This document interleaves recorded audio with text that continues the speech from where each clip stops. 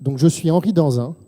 Je suis designer, cofondateur d'une maison d'édition qui s'appelle Joe, qui présente une de ses pièces qui est là-haut. Il y a mon cher associé qui est juste là.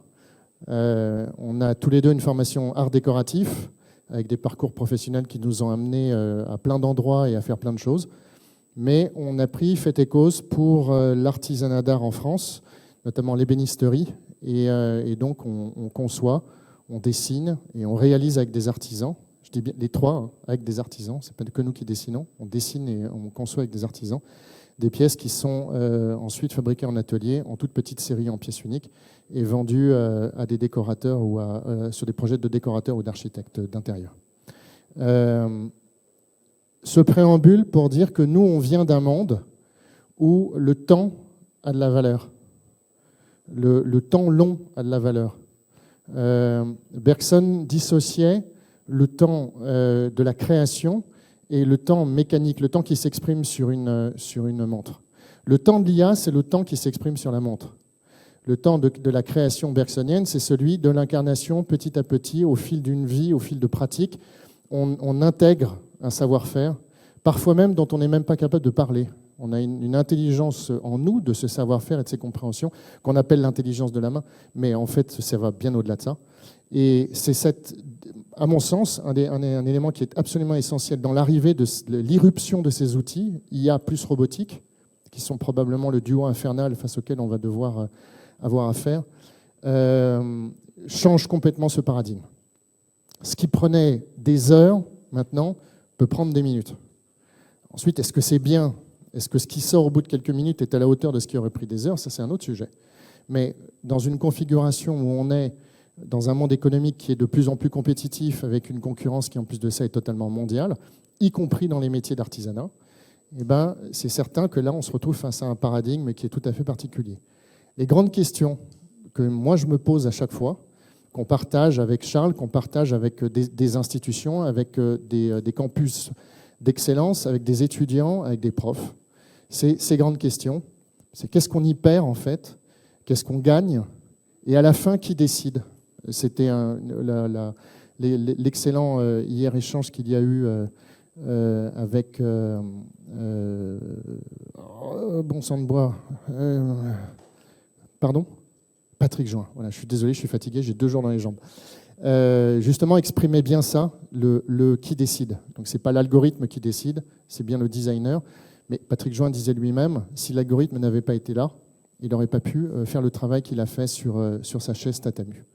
Donc ça, c'est le premier cadre. Pour moi, le centre de questions qu'on va se poser là repose sur cette notion de temporalité qui est absolument essentielle. Donc je pose juste pour éclairer ce principe, il y a juste quelques slides introductifs, et puis après ça, je vais essayer de vous faire parler. Je ne sais pas si je vais réussir, mais en tout cas, c'est ce que je vais essayer de faire. Voilà, je crois qu'il y a...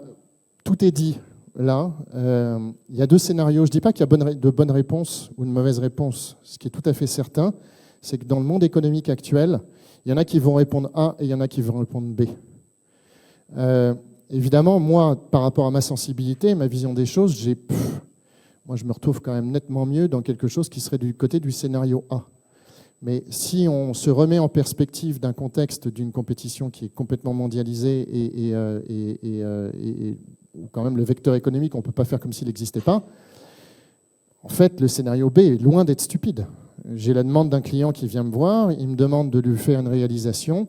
Entre y passer beaucoup de temps et en facturant 2000, et puis je sais que j'ai un petit camarade qui ne se pose pas du tout les mêmes questions que moi et qui, lui, va obtenir un résultat approchant, je ne dis pas le même, approchant, en y ayant passé beaucoup moins de temps, mais pour le même montant, est-ce qu'il a tort ? Voilà. Moi, ce n'est pas ma philosophie, mais je ne vais certainement pas dire qu'il a tort. Économiquement, il a probablement raison. Est-ce que c'est dans l'intérêt de la société ? Est-ce que d'un point de vue éthique, c'est bon ? Ça, je ne le crois pas. Mais en tout cas, d'un point de vue économique, rationnel, il n'a pas tort du tout. Donc pour nous, la vraie question, elle est au niveau de la fierté. C'est-à-dire que qu'est-ce que je ressens moi en tant qu'individu après avoir utilisé ces outils, en le faisant vraiment comme ça. Là, c'est une caricature, mais c'est en attendant, je pense qu'il y a déjà beaucoup de gens qui utilisent l'intelligence artificielle de cette façon-là. On se retrouve dans une situation où on interroge une boîte noire, on lui pose des questions, on ne sait pas où vont nous donner, On ne sait pas exactement comment est-ce que l'outil a été construit. On ne sait pas quelle était l'éthique qu'il y avait derrière la fabrication de cet algorithme. On ne sait pas quelle est l'éthique de l'entreprise qui porte cet algorithme. Et pourtant, on va essayer d'entretenir avec cette machine un dialogue qu'en plus, on perçoit nous, parce que c'est là où il y a une petite arnaque, qu'on perçoit comme étant un dialogue humain. On interagit classiquement, tous ceux qui sont ici, qui a déjà utilisé, je connais déjà la réponse, qui utilisent très régulièrement des LLM, ChatGPT ce type d'outils. On va dire des LLM conversationnels. Voilà. Je ne vais pas citer de marque. Et quand vous leur demandez, donc une majorité, quand vous interagissez avec ces machines et qu'elles vont résoudre des problèmes complexes, vous avez eu l'impression de travailler ou pas?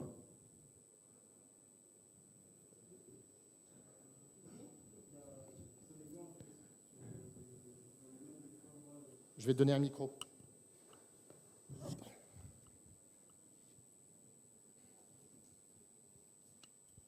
Merci. Bonjour. Moi, généralement, dans mes travaux, quand je vais faire recours à l'IA, je vais d'abord chercher par moi-même la problématique et je ne vais pas m'en servir plus pour résoudre un problème, mais plus pour me débloquer pour résoudre ce problème. Donc il y a un travail en amont où vous avez réfléchi. Quel était l'objectif que vous souhaitez, quelle action humaine vous souhaitiez accomplir? Et ensuite, vous utilisez l'intelligence artificielle comme étant une solution parmi d'autres pour essayer de résoudre le problème. C'est ça. Dans un processus, par exemple, créatif, je vais d'abord laisser parler mon imagination. Si je vois, je suis par exemple à court d'inspiration, soit je peux faire des recherches sur Internet ou demander à l'IA qu'elle puisse me générer d'autres voies de perspective créative. Et après, je reviens sur mon fondement personnel pour faire mon idée créative. Et ça ne vous viendrait pas à l'idée d'utiliser autrement? Là, non, c'est plus simple, c'est plus rapide. Oui. Je dis ce qui passe par la tête en prompt et après, lui, il va m'aider à avoir une vision un peu plus dirigée là où je sens que je peux bloquer. Donc par c'est exemple. comme un accompagnant, en fait, comme un assistant, finalement. Voilà, c'est ça. Qui d'autre l'utilise de cette façon-là? Peut témoigner?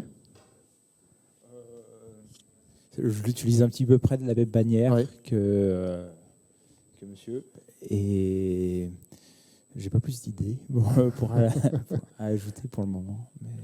Donc, à mon sens, c'est probablement comme ça qu'on peut réussir à garder la partie qui est du bas. C'est-à-dire qu'on utilise le système sachant, enfin, pour ce qu'il sait faire de mieux, c'est-à-dire réussir à nous aider à poser nos idées. On pourrait dire que ça pourrait ressembler à ça, à structurer une pensée, à essayer de poser un plan d'action. Mais à l'origine, quand on interagit avec le système, il y a bien quelque chose qui, au début, a été bâti dans notre tête, avant toute chose.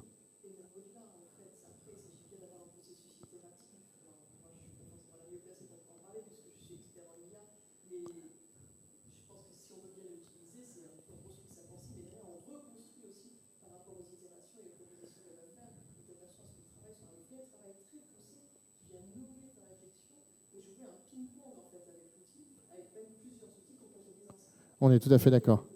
On est tout à fait d'accord. Donc, et ça nous emmène sur le point suivant, c'est que l'algorithme, exactement ce que vous disiez là, c'est que l'algorithme, en fait, c'est un outil d'exploration du champ des possibles. Mais au départ, il faut avoir posé son cadre. Avec Charles, quand on a fait aux arts décoratifs, on a appris une chose, c'est qu'il fallait poser un cadre. C'est un des premiers trucs qu'on nous a expliqué, que ce soit en cours de peinture, en cours de design ou en cours de graphisme, qu'est-ce qu'on veut dire et quelles sont les limites qu'on se pose. Et c'est dans cet espace, dans cette limite posée, que là, on va pouvoir essayer de résoudre les problèmes. Et il est vrai, et nous, on l'expérimente au quotidien dans notre travail sur le design, quand à partir du moment où on a posé ce cadre extrêmement strict, il va vraiment nous permettre d'explorer un champ de possibles absolument énorme. Mais on a bien posé au début, là, comme les premiers témoignages qu'il y a eu, une intention absolument claire. Ce que l'IA ne sait pas faire, c'est qu'est-ce qui est souhaitable. Pourquoi? Parce que déjà, l'IA n'est pas née. Hein, elle n'a pas connu la petite enfance. Elle n'est pas arrivée petit à petit à toutes ces expériences de vie qui nous caractérisent, femmes et hommes, quelle que soit la nationalité, quelle que soit l'époque à laquelle on est né. On est tous soumis à ça. Hein. On est et on meurt. Je dirais que la question, c'est comment on occupe la partie de temps qu'il y a entre les deux le mieux possible et en essayant de faire les choses le mieux possible. tout cas, c'est ce que je souhaite à un maximum de personnes. Donc le discernement du souhaitable, c'est qu'est-ce qui est souhaitable pour nous, êtres humains, pour ceux qui nous entourent, pour les gens avec lesquels on travaille, pour notre famille, pour le pays dans lequel on vit et pour la planète dans laquelle on vit encore plus largement. Et ça, la machine, elle ne sait pas. Elle ne sait pas parce que j'ai pas fait ce préambule, mais est-ce que parmi vous, vous pourriez me dire comment est-ce que fonctionne un système? On va faire simple, on va faire des systèmes de LLM, donc Large Language Model, donc ChatGPT. Comment ça marche, ChatGPT? Il n'y a pas de mauvaise réponse. Allez-y, il n'y a pas de mauvaise réponse. Non, mais très brièvement, je pense que ça se base sur des probabilités. La probabilité de la lettre du mot d'avant, il va réussir à bâtir sa réponse sur ces probabilités qu'il a calculées auparavant. En gros, c'est ça. Alors, les systèmes continuent à évoluer, donc les chercheurs améliorent le système, mais fondamentalement, c'est ça. Est-ce que vous avez le sentiment, vous tous ici, que votre cerveau marche comme ça? Moi, je n'ai pas le sentiment d'avoir compris. Ah, alors. En fait, les LLM fonctionnent de façon sur la base d'un corpus d'idées.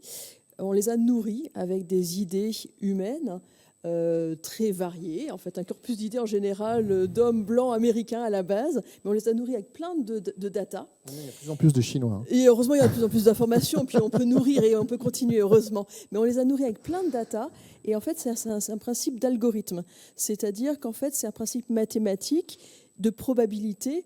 Si le chien est bleu, je vois une image bleue, ça doit être un chien. En résumé, il fonctionne un petit peu comme ça. Et en fait, il va aller chercher la probabilité parmi toutes les choses qu'il a vues que le mot d'après ou la réflexion d'après soit la suivante. Sauf que c'est devenu extrêmement puissant, c'est que maintenant, c'est capable de te proposer toute une réflexion supposée psychologique et humaine sur la base en fait, d'un postulat. En fait, c'est un gros simulateur de pensée. C'est un simulateur de pensée qui s'est nourri de plein de data, de plein d'informations humaines qui ont été fournies pendant, je dirais, du coup, presque 70 ans, puisqu'il faut savoir qu'en fait, l'IA générative telle qu'on la connaît aujourd'hui, elle voit en fait sa naissance dans les années 50, même avant en réalité, mais à partir des années 50, ça commence vraiment en fait à nourrir en fait la data. Et donc du coup, c'est comme ça que ça fonctionne. C'est un système de probabiliste. Donc probable que dans le contexte, ça soit ce mot-là. Et ainsi de suite. Et c'est la même chose quand on fait de la génération d'images. C'est une autre technologie, mais c'est la même chose. Quel est le pixel d'à côté? Donc ça veut dire que quand on interagit avec un système pour nous générer une image, ce qui est assez dans le domaine, enfin dans le champ d'utilisation qu'on peut avoir quand on est dans le monde de la création, c'est encore une fois pas la même technologie, mais c'est le même principe. Quelle est la probabilité qu'il y ait à côté le pixel qui va être de la bonne couleur par rapport... Et donc ça, il le fait à une échelle qui nous dépasse. Et c'est là où il rentre quelque chose qui crée une grande confusion soudainement on se retrouve confronté à cet outil-là. C'est qu'il le fait à une telle vitesse et sur de tels volumes qu'on a réellement l'impression qu'on a une interaction avec quelque chose qui crée quelque chose, alors qu'en fait, non. Il fait probablement, enfin l'algorithme, réalise quelque chose qui probablement devrait ressembler à la requête de l'utilisateur. Et donc je repose la question que je posais tout à l'heure. Est-ce que c'est comme ça que nous, humains, moi j'ai ma réponse, hein, mais je vous la soumets, je vous soumets cette question. Est-ce que c'est comme ça que nous, humains, on fonctionne? Je crois. Je crois qu'il y a une part d'irrationnel. Il y a des chercheurs qui essayent, moi je trouve qu'ils tordent un peu la réalité en faisant ça. Probablement, je n'ai pas une formation de mathématicien. Mais ils essayent de dire que cette fameuse probabilité, que la façon dont un être vivant fonctionne, et ils le projettent évidemment sur l'être humain, fonctionne par probabilité. Il est probable que si j'ouvre la porte un peu trop violemment, je la mette dans le nez de mon... Voilà, je ne suis pas sûr que ça marche comme ça. Mais voilà. Moi, je pense que d'une certaine façon, oui, qu'on rajoute une couche d'émotionnel et d'irrationnel peut-être dessus, mais que fondamentalement... Enfin bon, je ne suis pas neuroscientifique, mais le peu que j'ai essayé de comprendre, c'est que si on devait étudier toutes les possibilités, notre cerveau juste, il ne tiendrait pas le coup, et que donc il y a un fonctionnement probabiliste dans notre façon de raisonner, mais qui va être affecté par le fait qu'on n'est pas que des machines, mais qu'il y a quand même une part de probabilité dans notre façon de fonctionner, quoi. J'utilise beaucoup l'image de l'IA comme un miroir déformant ou transformant. Mais quand on regarde ces IA, elles se sont nourries de nos réactions humaines. Donc on est parti de ça, mais on n'est pas que ça. Et c'est ce petit truc qui fait qu'on a une couche en plus, et notamment qui fait qu'on se pose cette question de ce qui est souhaitable ou pas. Par bonheur, on a quelques couches en plus, mais à la base, en effet, c'est parti de l'analyse de la synapse et véritablement en fait du fonctionnement neurologique en effet cérébral. C'est-à-dire, je trouve que l'IA c'est extrêmement inspiré de ce que c'est qu'une personne HPI. Une personne HPI a un fonctionnement cérébral qui fonctionne par en fait comme des arbres, des arborescences, un cerveau par arborescence. Et l'IA fonctionne par arborescence probabiliste. On est d'accord. Mais elle n'a pas peur. Voilà. Elle n'a pas peur de la mort. Elle n'a pas faim. Elle n'a pas peur de perdre l'être aimé. Elle n'a pas peur de perdre un ami. Elle n'a pas de goût à se dire, je vais prendre une voiture ou mon vélo et je vais aller me taper 30 bornes pour aller voir un coucher de soleil. Donc ça, pour moi, c'est des éléments qui font partie de nos vies, d'être incarnés, d'être vivants et humains, et qui font d'ailleurs à quel point on se pose ces questions. Sur justement, on est face à cette espèce de miroir qui nous raconte des tas de choses. Et moi-même, régulièrement, dans cette pièce, mon épouse qui est là, qui me voit régulièrement dire « mais bon sang, mais c'est incroyable ce qu'il vient de me faire ». Et en fait, il nous twiste le cerveau. Et en effet, quand on a appris à l'utiliser, il n'y a absolument aucun doute. Il y a quelque chose d'absolument fascinant, passionnant. Quelque chose, en tout cas, où on se dit, quand on a quelque chose à dire, oh là, il y a un truc qui pourrait peut-être me permettre d'en dire encore plus. L'idée, c'est d'en dire encore plus bien et pas d'en dire encore plus complètement foireux, des trucs qui n'iraient pas du tout. Alors, je les appelle les fantômes. En tout cas, j'ai décidé pour cette conférence de les appeler les fantômes. Moi, je suis passionné de films de genre et de littérature de genre. Et je me suis toujours beaucoup intéressé, parce qu'il y a eu énormément de philosophes et d'écrivains qui ont travaillé et de critiques de cinéma qui ont travaillé sur ce sujet. Je trouve que la métaphore de la maison hantée ou du fantôme a quelque chose d'intéressant, parce qu'il traduit une réalité de nos peurs et de nos craintes, peur de l'autre, peur de l'étrange, peur du noir, enfin des choses qui sont tout à fait réelles, qui ne sont pas des délires. Et de l'autre, c'est aussi la traduction de peur irrationnelle. Et c'est ce mélange entre les deux qui me semble être intéressant dans la perception qu'on peut avoir de l'intelligence artificielle. Et j'espère que ça ne va pas complètement se... Si. Non, c'est bon. Je te remercie, Charles. J'en ai identifié 4. À mon avis, il y en a beaucoup plus. Je pense qu'on pourrait aller sur une liste qui pourrait être beaucoup, beaucoup plus longue. Sauf que là, on n'a pas tout le temps. Et je pense que j'ai déjà pris du retard sur ce que j'avais... Non, pas encore. Enfin, si, presque. Donc, on va essayer de les traiter. Allez, on va essayer d'en faire au moins 2 ou 3 pour que vous puissiez vous exprimer sur ces différents sujets-là. Les 2 premiers que j'ai mis sont ce que j'ai baptisé le vampire culturel et l'usine à clones, qui sont des sujets d'où on le tire, c'est qu'avec Charles, on intervient devant des étudiants, on intervient également pour des conférences, et que ce sont là, ce que vous voyez là, c'est des questions qui sont extrêmement récurrentes, qui reviennent un petit peu tout le temps. Le vampire culturel, alors il est particulier. Voilà, c'est celui-là. Ok, d'accord, vous l'apprentissage. Donc, j'ai entendu tout à l'heure, je ne sais plus qui me l'a dit, qui prenait cet exemple c'est un exemple qui est assez qu'on connaît, donc de graphistes, illustrateurs, qui, parce qu'ils ont cédé leurs droits à une maison d'édition, en fait, se retrouvent à un moment donné complètement dépossédés de leurs œuvres, parce que les éditeurs en question utilisent, parce qu'ils ont le droit de possession d'image, évidemment au moment où les contrats, et ça va donner encore des histoires juridiques à n'en plus finir, je pense qu'on n'est pas sorti des ronces pour ça. Donc les éditeurs en question, les ayants droit, vont pouvoir nourrir des modèles fine-tunés. Donc pour fine-tuner, pour ceux qui ne savent pas, je prends une IA généraliste et je lui donne un corpus d'images, une série d'images qui sont ultra spécialisées dans un seul domaine. Donc ça permet de dessiner des BD entières, des illustrations entières, dans le style d'un artiste. Ça devient même difficile parfois de discerner le vrai du faux. C'est une technique de faussaire à un niveau qui est absolument extraordinaire. Problème, légalement, ce n'est pas des copies. Les ayants droit, en fait, ils ont acheté et personne ne se doutait de ça. Ça, il faut savoir que les 5 milliards, je pense qu'on est loin, loin, loin de la réalité du nombre d'images qui ont été injectées à l'intérieur des systèmes et des textes qui ont été injectés à l'intérieur des systèmes. Au départ, donc il y a une couche il y a quelque chose qui défraie la chronique régulièrement qu'on appelle le dark web. Le dark web, c'est la couche la plus profonde. C'est là où, en gros, les données sont cryptées, plus ou moins bien, et c'est là où on va dealer un peu des armes, on va dealer un peu de drogue et de choses comme ça, c'est ce qu'on ne voit pas.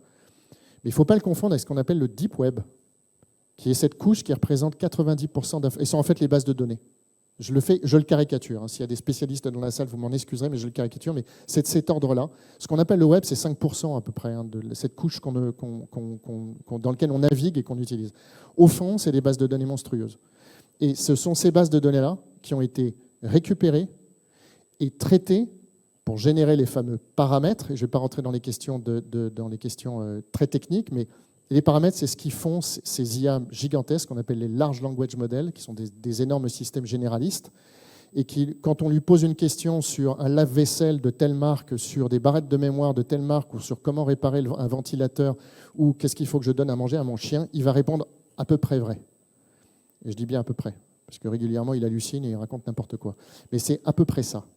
Donc, toutes ces informations dont on a parlé tout à l'heure, pour nourrir la machine, eh ben, on n'a demandé à personne véritablement est-ce qu'il y avait le droit de le faire ou pas.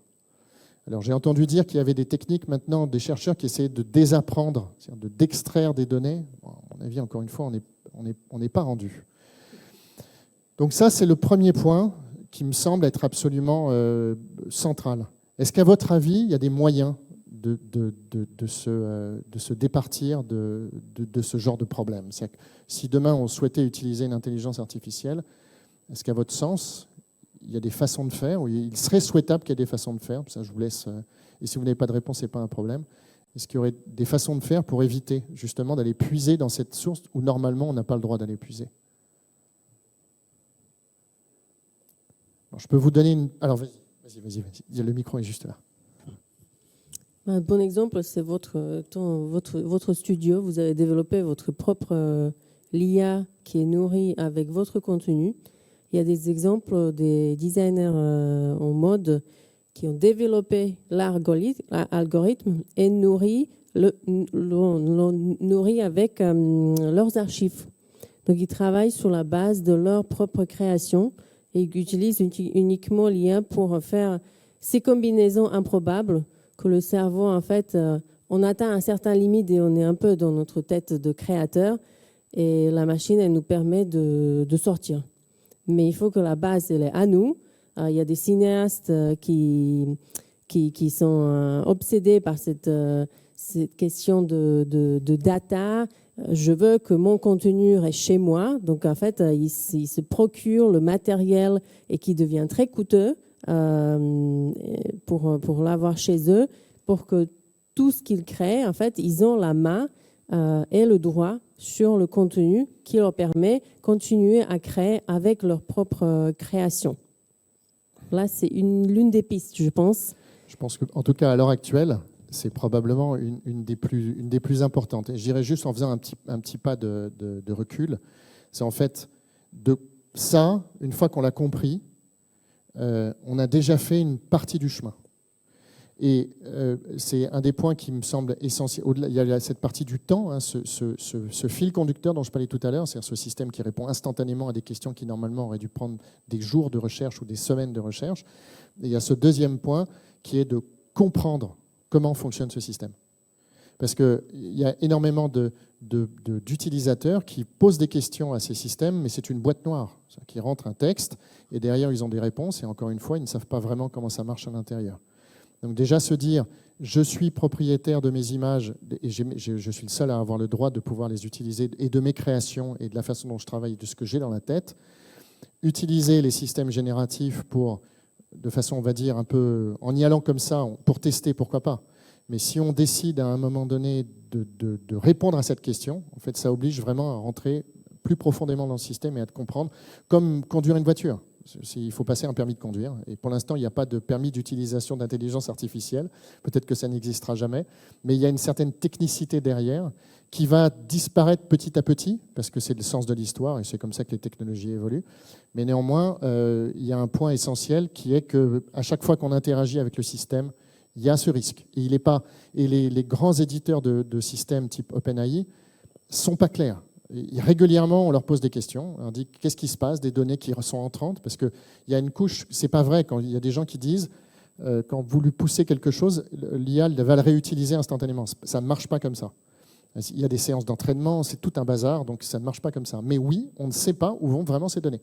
Donc on interagit, on partage des fichiers. Il y a eu cette histoire qui était sortie il y a peut-être 1 an et demi, où il y a eu des documents confidentiels de Samsung qui se sont retrouvés à ressortir. Je crois bien que c'était OpenAI, et qui sont retrouvés à ressortir, parce que l'utilisateur n'avait pas fait attention. Donc il y a une inconnue, et que ce système-là, lui, va continuer à fonctionner probablement comme ça. Ce n'est pas demain que ça va s'arrêter. Il faudrait des procès retentissants, et pour l'instant, ils n'ont pas encore eu lieu. Est-ce que vous avez des remarques, des points à ajouter sur ce premier fantôme? Non? Aucun? J'ai juste un commentaire supplémentaire. C'est bien sûr un vampire culturel et avec un biais que tu as touché tout à l'heure du doigt en disant on peut tout à fait orienter la couleur du vampire culturel. Ah oui, bien sûr. Et ses opinions. Et ses opinions, évidemment. Et c'est ça le grand risque. On sait qu'aux États-Unis, ils ont nettoyé des bases de données par quantité pour justement orienter les LLM vers des réponses qui conditionnent. Et le gros danger, c'est en effet ce conditionnement intellectuel de masse. Il y avait cet exemple très connu de cette interaction DeepSeek. Est-ce que ça vous dit quelque chose? D'une IA chinoise qui a un peu défrayé la chronique l'année dernière. Et il y avait des tests qui avaient été faits par des chercheurs qui avaient installé DeepSeek, donc, ce qui est une IA open source, donc qui peut s'installer sur son propre ordinateur. Et ils s'étaient amusés à demander ce que DeepSeek pensait de Xi Jinping. Le système disait « Je suis désolé, je ne peux pas vous répondre ». Donc, le système est toujours poli. Voilà, exactement. Et c'est ça, on se fait envoyer sur les roses, mais avec politesse. Est-ce qu'il y a d'autres questions sur ce vampire? Si j'ai bien compris, ce serait d'avoir sur un fichier interne Drive des données donc, qui ne sont pas en libre service et de faire marcher une IA sur nos données à nous et qui ne se nourrit que de ces données-là, mais en ayant oublié tout le reste sur le deep web. Voilà, en fait, le système, donc ça, c'est surtout les modèles, enfin, c'est pas surtout, c'est exclusivement les modèles dits open source, donc qui sont téléchargeables, installables sur les machines et qui sont soit issus d'entreprises privées, pour beaucoup chinoises, ou de centres de recherche et d'universités, ou de loulous complètement allumés qui ont décidé qu'il fallait qu'ils fassent ça et sur un sujet ultra spécialisé. Donc c'est très divers. On l'installe et donc lui, il a été entraîné sur des volumes de données beaucoup plus importants, parce que sinon, ça ne serait pas un système génératif. Mais on le contraint à ne plus utiliser que nos travaux. Ça, c'est une piste parmi d'autres, hein, mais qui permet d'éviter déjà d'avoir ces interactions et des très gros systèmes où, honnêtement, comme on le disait là, on ne contrôle pas. Et là, on va lui appliquer nos biais. Donc... voilà, c'est nos biais à nous. Donc on est content, on est avec soi. Donc là, ça refait l'image de tout à l'heure. On se regarde dans un miroir. Mais c'est là où il se passe quelque chose d'intéressant. Comme outil d'exploration, il se passe clairement quelque chose d'intéressant. Donc pour moi, c'est une des pistes, mais ça ne passe que par l'éducation, en fait. Et c'est là, alors là, on touche à comment former les étudiants, comment former les professionnels, expliquer. Mais la bonne nouvelle, encore une fois, et c'est ce qu'on va essayer de traduire encore les quelques minutes qui nous restent, c'est qu'il y a quand même des solutions. Et là, cette solution, elle est maintenant. Je ne fais absolument pas de futurologie. En fait, je ne sais pas ce que sera l'IA dans 5 ans. Je bosse avec tous les jours, et ça fait 20 ans que je suis dans les nouvelles technologies. Donc, j'en ai vu passer des trucs. Je ne sais pas. Je ne sais pas du tout. Je suis le premier surpris parfois. De temps en temps, je me dis, oh, tiens, j'ai eu le nez creux sur ce coup-là. Mais c'est à la marge, quoi. L'usine à clones, la monoculture visuelle. Bon, alors ça, c'est quelque chose qu'on commence à voir à fond les ballons. Avec des IA qui sont surutilisées sur des systèmes type Twitter et compagnie, c'est normal, c'est la même compagnie qu'il y a derrière, donc des grocs et des choses comme ça, qui génèrent un vomi.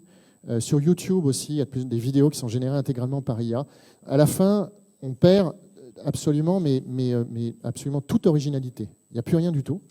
Et on se retrouve avec une espèce de vision qui est orientée par les programmeurs et les développeurs des solutions et qui essaie de tout niveler. Alors, on ne pourrait même pas dire que c'est réellement que les Américains, parce que TikTok est une compagnie chinoise qui surutilise également l'IA. Donc, moi, mon sentiment, c'est que c'est quelque chose qui est totalement planétaire et que l'IA est venue à vraiment et c'est pas pour rien, parce que les IA sont aussi beaucoup entraînés sur les réseaux sociaux à cause du volume de données qu'ils génèrent, mais qu'on se retrouve à la fin à avoir quelque chose où tout se ressemble.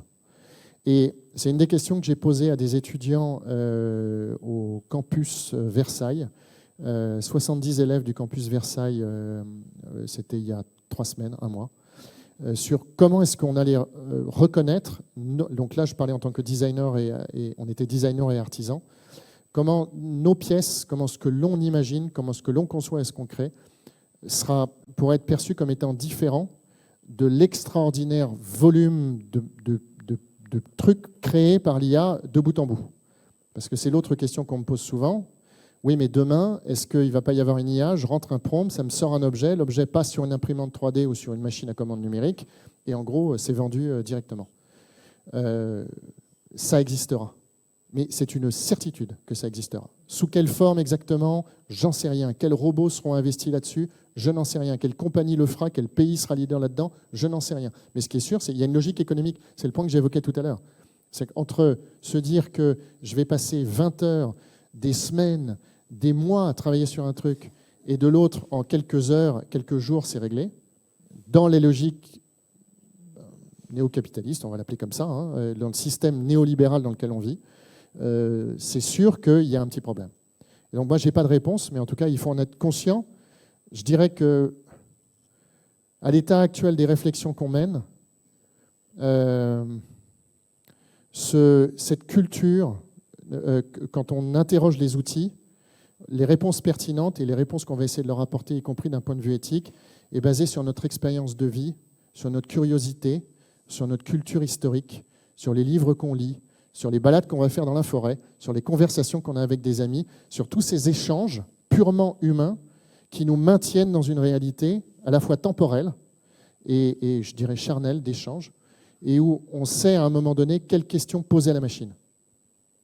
Et ce qui va d'ailleurs m'envoyer sur le fantôme suivant, qui est c'est quid de jeunes qui vont arriver là sur le marché du travail et qui n'ont pas eu ça, pas ce temps que pour certains d'entre nous, nous avons pris, qui est un temps de vie, et pour réfléchir, pour essayer de mieux comprendre qui on était, ce qu'on avait envie de faire et comment on avait envie de le faire. Et que, en fait, ils vont se retrouver à, d'une part, probablement être dans de nombreuses entreprises remplacées par des IA, et d'autre part, bien en peine pour interagir avec l'IA. Ce que vous disiez tout à l'heure, vous vous posez d'abord cette question, et ensuite j'interagis avec le système. Mais ça, encore une fois, je n'ai aucune certitude de ce point de vue, mais je pense que c'est un sujet central, notamment dans l'éducation et dans les cursus qui vont être proposés aux jeunes autour de l'intelligence artificielle. J'ai été un peu terrorisé d'entendre il n'y a pas longtemps une amie enseignante dans nos Deux-Sèvres dire qu'elle avait vu débarquer des licences ChatGPT dans son lycée ou dans son collège qui pourraient être utilisées par les enfants. C'était Isabelle, voilà. Et elle était horrifiée parce que finalement, les licences étaient données et il n'y avait aucun manuel. Et le manuel, c'est un peu ce qu'on essaie de décrypter là collectivement. Donc on se retrouve à interagir avec un système qui parfois a raison, parfois a tort, assez bien ne les a pas. Je dirais que ce n'est même pas ça le sujet, mais quelles questions lui poser? Comment interagir avec? Parce qu'encore une fois, ce sont des systèmes qui, quand on n'a pas notre expérience de vie, peuvent rapidement, parfois même nous dominer. J'ai lu des articles il n'y a pas longtemps, encore une fois, je ne sais pas si c'est vrai ou si c'est faux, mais que ça deviendrait un des premiers psychologues ou psychiatres sérieux. Donc, voilà, j'ai là mon sentiment, et c'est que le fameux film Heure, qu'on a peut-être vu tous, ouais, il faut le voir pour ça, c'est une très belle métaphore de ce sujet, mais on se met à mettre des charges émotionnelles sur des systèmes qui sont tout sauf des émotions. Parce qu'encore une fois, on en a parlé tout à l'heure, c'est tout sauf ça. Est-ce que vous avez des choses... Ah voilà, parce que je me trouve tout seul à parler. Je ne parlais pas français. C'est pas grave. Anglais? À l'anglais ou l'espagnol? L'anglais? Anglais ou espagnol, Okay. comme vous voulez. Because that's quite risky, just in order to... It's disappearing the right of learning.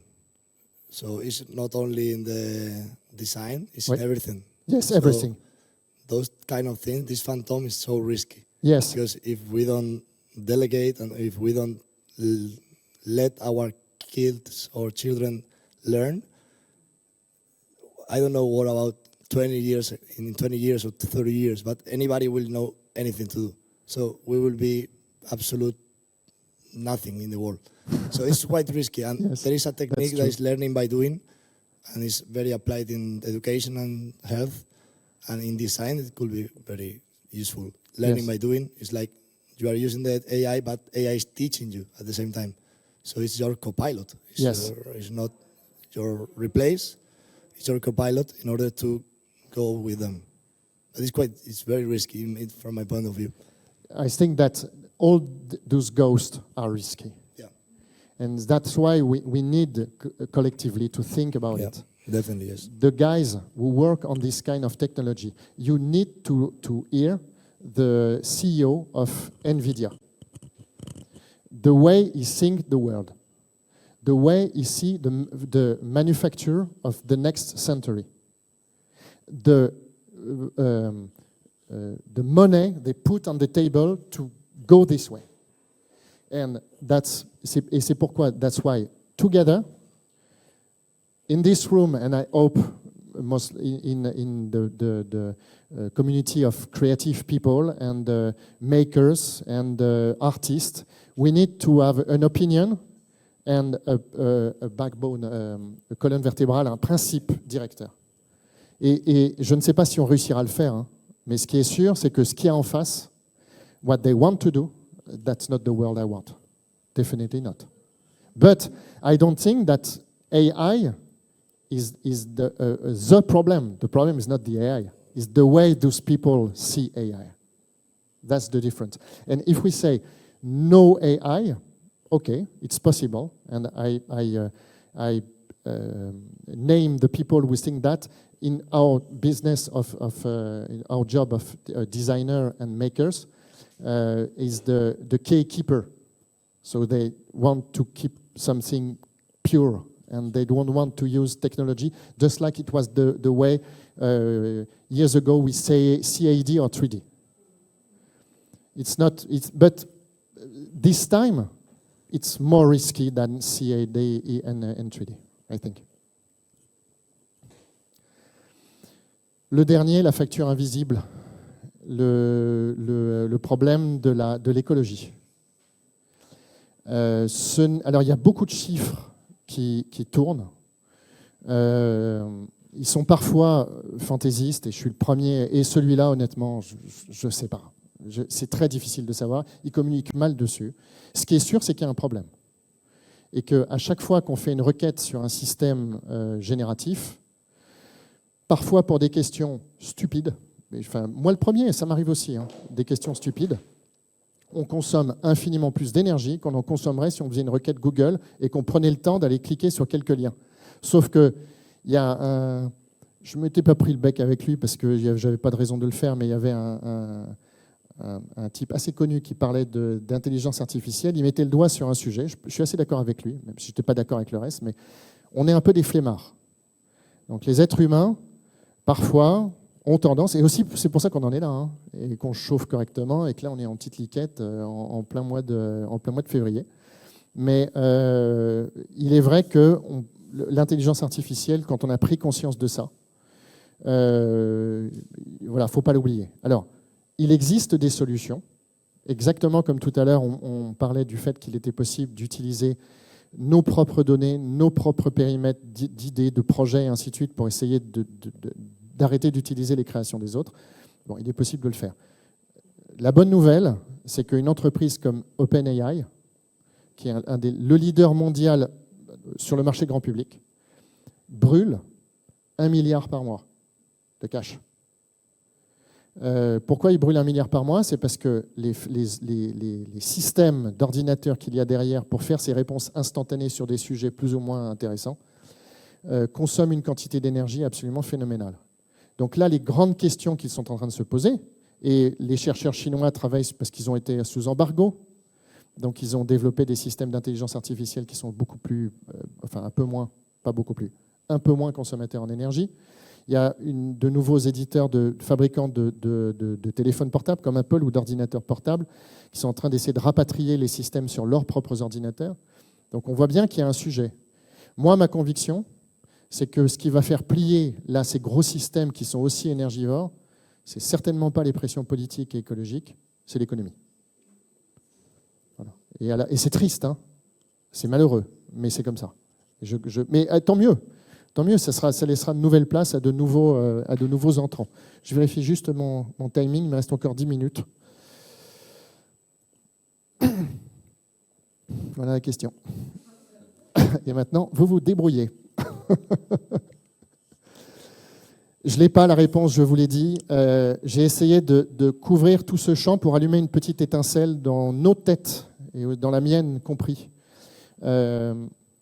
Encore une fois, j'ai une expérience de ces technologies très longue. La première fois que j'ai entendu parler d'intelligence artificielle, c'était dans le salon de mon grand-père, une conversation entre mon grand-père et mon père, en 82 ou 83. À l'époque, c'était le plan calcul. Et on commençait, il y avait une nouvelle vague d'intelligence artificielle, parce que comme tu l'avais dit, c'était d'abord les années 50. Donc il y a ce qu'on appelle les hivers technologiques. Donc il y a eu un hiver, et puis ensuite c'est remonté. Et moi, je trouvais ça fascinant. Et puis dans les années 80, en plus de ça, il y a eu Terminator, il y a eu Robocop, il y a eu tous ces trucs-là, et donc des films de science-fiction qui décrivaient, ou HAL, de 2001, l'Odyssée de l'espace, qui décrivaient ces nouvelles formes d'intelligence non humaine qu'on trouvait. Donc moi, je trouvais ça fascinant. Ensuite, j'ai vu ça appliqué au business, à l'informatique, pendant presque 20 ans de ma carrière. Et là, ces systèmes génératifs qui font, alors qu'en plus de ça, avec mon associé Charles, je voulais revenir à de la fabrication de meubles traditionnels, à du dessin traditionnel, de ça, paf, il y a ce nouveau truc qui arrive, sur lequel nous, on essaye de réfléchir. On n'a aucune réponse. Et je pense que personne n'a de réponse. Quand on les pratique vraiment et qu'on les utilise, on ne peut en être que les examinateurs patients, les utilisateurs conscients, mais ça va trop vite en fait. J'étais expert il y a 2 semaines, 2 semaines après, en fait non, c'est pas vrai. Donc il y a, je crois, une prise de conscience collective. C'était l'ambition de cette première prise de parole. J'espère que je ne vais pas trop parler tout seul. Pour essayer de se dire comment on pourrait, c'est quoi le coup suivant. Donc la volonté de la French Craft Guild, encore une fois, c'est maintenant sur la base de ce premier test que j'ai essayé de faire comme je pouvais, allumer la petite lumière, et puis on va continuer à essayer d'itérer et réfléchir tous ensemble pour, encore une fois, se créer une conviction, en témoigner auprès des jeunes avec lesquels on est tous amenés à travailler, en témoigner auprès des politiques, des journalistes, bref, de tous les gens qu'on peut croiser dans notre environnement professionnel et amical et familial pour essayer de ne pas être les jouets de ça. Parce que ça, je le dis, c'est une conviction, alors c'est peut-être la seule que j'ai, c'est que si on ne le fait pas, ils le feront pour nous. Et encore une fois, écoutez le CEO, le patron d'NVIDIA, quand il parle du monde de demain et des montants qu'ils mettent, mais ce sont des centaines de milliards. C'est des montants, c'est des PIB de petits pays, enfin même de pays parfois moyens. Donc eux, ils ont cette vision. C'est quoi la vision que nous, on veut avoir? Et du même coup, monter, essayer, pas de devenir des experts, mais essayer de mieux comprendre comment ça marche et comment est-ce que ça peut nourrir notre travail, là où ça ne doit jamais arriver. Parce qu'il y a des endroits, en fait, il y a des pans entiers où l'IA n'a rien à faire. Et là, peut-être qu'on pourra avoir des réponses qui seront intéressantes et très créatives, parce que c'est quand même ça aussi la bonne nouvelle. C'est quand même de quoi sacrément travailler et apprendre et amplifier notre façon de travailler et d'aller explorer des nouveaux périmètres. Je donnerai la parole à Vera Molnar pour conclure cette petite heure ensemble. Vera Molnar est une artiste conceptuelle qui, dans les années 50-60, a inventé, avec d'autres, l'art génératif. Et à l'époque, il n'y avait pas d'ordinateur. Et donc, dans sa tête, elle a créé ce qu'elle avait appelé la machine imaginaire. Et donc, la machine imaginaire, c'était une façon de concevoir. Donc, évidemment, on est sur de l'art conceptuel assez géométrique. Et donc, elle avait imaginé ces matrices qu'elle pensait d'abord comme un système. Donc, elle programmait son cerveau. Elle en parle, mais c'est fascinant. En plus, elle est très drôle. Mais elle est partie il y a 2 ans, je crois bien, 2-3 ans. Et ensuite, elle a découvert l'ordinateur parce que son mari était scientifique. Elle a découvert l'ordinateur début 70 à travers des écrans. Et là, elle a compris que se matérialiser sur un écran, ce qu'elle avait dans la tête. Mais aucune de ses œuvres, et Dieu sait qu'elle en a produit, n'ont jamais été produites autrement qu'avec sa main. Donc, l'outil était là pour l'aider à générer, à explorer le champ des possibles. En tout cas, moi, j'ai la conviction qu'en tant que designer, il y a un vrai quelque chose de très intéressant là-dedans. Donc, on explore le champ des possibles. Et à la fin, c'est toujours la main qui revient. Et ce champ des possibles ne peut être exploré avec la machine que si on a sa machine imaginaire. Donc on en revient à ce qu'on disait tout à l'heure, on a pensé d'abord au sujet.